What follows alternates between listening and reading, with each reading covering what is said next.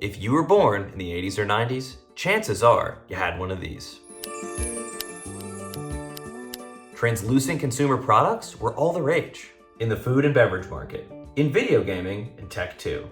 All of these see-through gizmos are part of what we now call the clear craze. So why do these gadgets look like that? Why did they take the world by storm? And where did they go? I'm Dan, and this is Dansplaining the Clear Craze.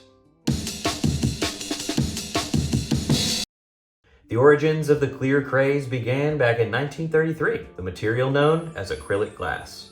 Invented by German chemist Otto Rahm, it was later branded as plexiglass. It was a colorless, transparent, highly elastic, and insoluble mass. You could essentially shape it into any form.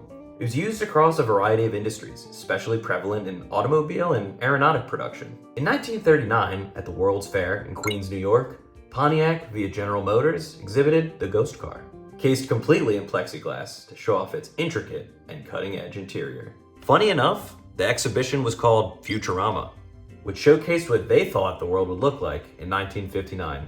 And this is actually the origin of the cartoon Futurama's name. We're gonna fast forward through the mid-century. Clear products hadn't quite become the wave of the future yet. Design generally leaned towards more straightforward materials like wood, metal, and fabric. But as the decades went on, the cost to produce plexiglass got lower and lower. It wasn't until the late 1980s that clear items would really hit their stride with one simple phone. Unisonic's 1987 clear model 6900 phone. At this time, phone companies were desperately trying to reach the teenage market. Unisonic took a risk, and it paid off, creating a clear phone with bright, neon-colored interior hardware. It was a huge hit. Suddenly, companies saw the true power of translucency. Kids thought it looked cool. Let's jump forward 5 years to 1992. Pepsi needed a hook for their new Diet Cola.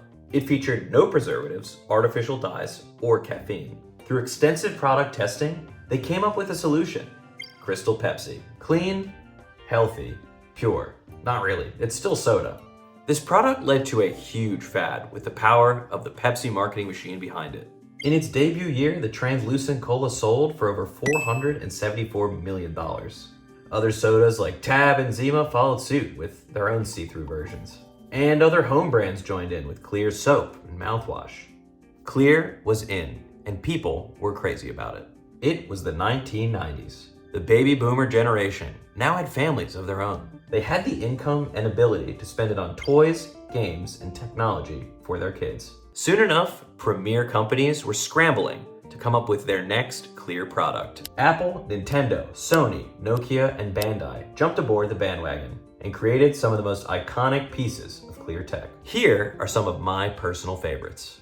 Nintendo's Atomic Purple Game Boy Color. I had the turquoise one, and I was always jealous of my friends that had the purple one. It's a good thing I'm an adult now. The Apple iMac G3. Can always remember playing this in the computer lab in my elementary school. And the Bandai Digimon Adventure Digivice. Because how else am I gonna digivolve my dog? The clear craze kept going through the early 2000s.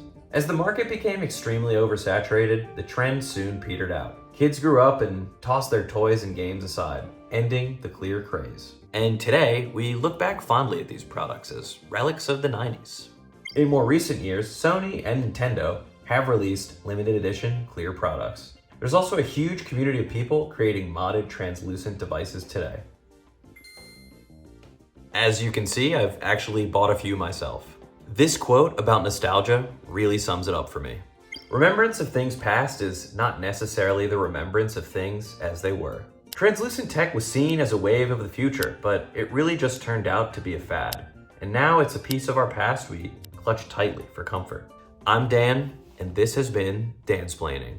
I'll just turn on the old Game Boy Advance and play out that way.